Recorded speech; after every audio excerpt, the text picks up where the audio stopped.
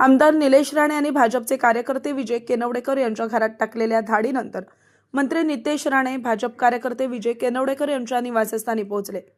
पत्रकारांशी संवाद साधताना पालकमंत्री नितेश राणे यांनी आमचे स्वतःचे पण व्यवसाय असतात आणि स्वतःच्या व्यवसायासाठी घरात पैसे ठेवले तर त्यात चूक काय? आमच्या पक्षाची बदनामी कोणी करू नये, प्रत्येकाचेच व्यवसाय आहेत, जो नियम आम्हाला लागतो तोच नियम सगळ्यांना लागणार, हमाम में सब नंगे हे असं चोख उत्तर दिले। मात्र या घटनेनंतर राजकीय आरोप प्रत्यारोपांना आता उधाण आलेलं आहे। पाहूया या संदर्भात अधिक काय म्हणालेत नितेश राणे। मला एक कळत नाही, आम्ही भारतीय जनता पक्ष, शिवसेना, काँग्रेस, NCPचे कार्यकर्ते होण्याअगोदर आमचे स्वतःचे व्यवसाय पण असतात, बिझनेस पण असतात, आम्ही नोकऱ्या पण करतो, राजकीय आणि सामाजिक कामं करण्यासाठी आम्ही एक पक्षाचे कार्यकर्ते बनतो। पण आमचे स्वतःचे व्यवसायामध्ये अगर कुठेतरी गुंतवणुकीसाठी, कुठल्या तरी बाकीच्या व्यवसायासाठी अगर आमच्या घरामध्ये किंवा आमच्या ऑफिसमध्ये अगर पैसे, त्याच्यामध्ये चूक काय आहे? मला मुळात चूक कळली नाही आहे।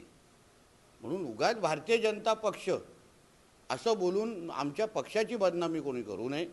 मग प्रत्येकाचे, कोणाचे क्रशर आहेत, कोणाचे व्यवसाय आहेत, कोणाचे हॉटेल आहेत, मग तेव्हा अगर त्यांनी व्यवसायासाठी अगर काही कॅश तिथे ठेवली तर आता त्याची चौकशी, सखोल चौकशी, निपक्ष चौकशी मी तुम्हाला सांगतो। कारण जो नियम आम्हाला लागतो तो नियम उद्या सगळ्यांना लागणार, हे वाक्य सगळ्यांनी नोंद करून ठेवावं। हमाम में सब नंगे होते। म्हणून निवडणूक आयोग, पोलीस खातं सखोल चौकशी, निपक्ष चौकशी करेल आणि जे काय दोषी आहे त्याला कारवाई आम्ही निश्चित पद्धतीने करणार। यामध्ये साहेब निलेश राणे असे म्हणतात की रवींद्र चव्हाण ज्या वेळी सिंधुदुर्ग जिल्ह्यामध्ये येतात त्यावेळी असा प्रकार घडत असतो। असं आहे, तो राजकीय आरोप आहे।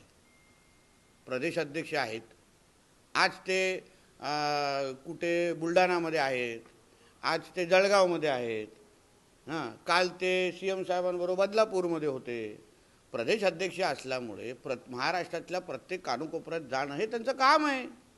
म्हणून तो राजकीय आरोप आहे, त्याला राजकीय चष्म्याने आपण पाहिलं पाहिजे, कोण कुठे जात असतील। आता आम्ही उदय सामंतांबद्दल बोललो तर तेव्हा अगर आम्ही अशा पद्धतीचा धिंगाणा घातला तर बोला। हां साहेब, शरद पवार असं म्हणतात की कामावर नाही पैशावर मतं मागितली जातात। असं आहे, आदरणीय पवार साहेबांच्या प्रश्नावर किंवा स्टेटमेंटवर उत्तर देणं एवढा मी काय मोठा नाही। रवींद्र चव्हाण काल असं म्हणाले होते की जो निर्णय झाला, युतीबाबतचा जो निर्णय होणार होता तो प्रदेशवरून झाला नाही, तो स्थानिक लेवलच्या बॉडीने जो निर्णय ठरवला। बघा, ती भारतीय जनता पक्षाची प्रक्रियाच आहे। तुम्ही कधीतरी आमच्या कार्यालयामध्ये या, आम्ही जसा भारतीय जनता पक्ष समजून घेतलेला आहे तसं आमच्या पत्रकार मित्रांना सांगेन, तुम्ही पण समजून घ्या। ती एक प्रक्रियेचा भाग असतो। कार्यकर्त्यांच्या इंटरव्ह्यू, कॅन्डिडेटचा इंटरव्ह्यू होता, जिल्हाध्यक्ष, संघटन मंत्री ह्या सगळ्यांसमोर ते कार्यकर्त्यांचं मत मागितलं जातं, घेतलं जातं, तो प्रस्ताव प्रदेशकडे जातो, परत आता कार्यकर्त्यांना त्या पद्धतीने त्या जिल्ह्याच्या राजकीय अनुसार त्यांना निर्णय घेण्याची मोकळीक दिली जाते। आणि म्हणून मला असं वाटतं की आता युतीचा विषय संपलेला, निवडणूक संपायला आलेली आहे, मतदानासाठी आलेलो आहे। म्हणून आपल्याला कृपया मी विनंती करतो, आमच्या सिंधुदुर्ग जिल्ह्याच्या निवडणुका आम्ही ह्या सगळ्या विकासाच्याच अजेंडावर भारतीय जनता पक्ष लढवतो आहे। बाकी कुठल्या अजेंडावर लढवतात हे मला मुळीच माहीत नाही आणि मला त्या पक्षाच्या बाबतीमध्ये आघाड्यांच्याबद्दल बोलायचंही नाही। पण भारतीय जनता पक्ष म्हणून तुम्ही आदरणीय रवी चव्हाण साहेबांची भाषणं बघा, माझी भाषणं बघा, आमचे कॅन्डिडेट, नगराध्यक्ष, आमचे अन्य जिल्ह्याचे नेत्यांचे भाषणं बघा, आम्ही फक्त विकासावर बोलतोय। आमची गाडी रुळावरून हलत नाही आहे। बाकी कितीही प्रयत्न करत असतील की आमची गाडी दुसऱ्या रुळावर जाईल, आम्ही एकच रुळावर आहे की सिंधुदुर्गचा मतदार हाच भारतीय जनता पक्षाचा केंद्रबिंदू आहे। आम्ही निवडणुकीत त्यांच्यासाठीच लढवतो, जेणेकरून मतदारांचा विकास, मतदारांचं भविष्य यासाठीच आम्ही भारतीय जनता पक्ष म्हणून आम्ही निवडणूक लढवतोय। त्याच्यामध्ये कोणी किती प्रयत्न केला तर आम्ही काय आमचा चॅनल बदलणार नाही। साहेब, आपण सावंतवाडी असं म्हटलं होतं की ही अंदर की बात आहे, दीपक भाई हमारे साथ आहे। त्यावर दीपक भाई असं म्हणतात की माझी तब्येत बरी नसल्यामुळे मी काही दिवस बाहेर पडलेलो नाही आहे, मात्र माझ्या नावाचा वापर करणं चुकीचं आहे, मला मत म्हणजे शिवसेनेला मत। बघा, आदरणीय दीपक केसरकर साहेब हे ज्येष्ठ आहेत, त्यांच्या तब्येत असो, त्यांच्या ह्या आरोग्या बाबतीमध्ये आम्हाला सगळेच आम्ही म्हणजे त्यांच्याबद्दल वारंवार आम्ही विचारपूस करतो.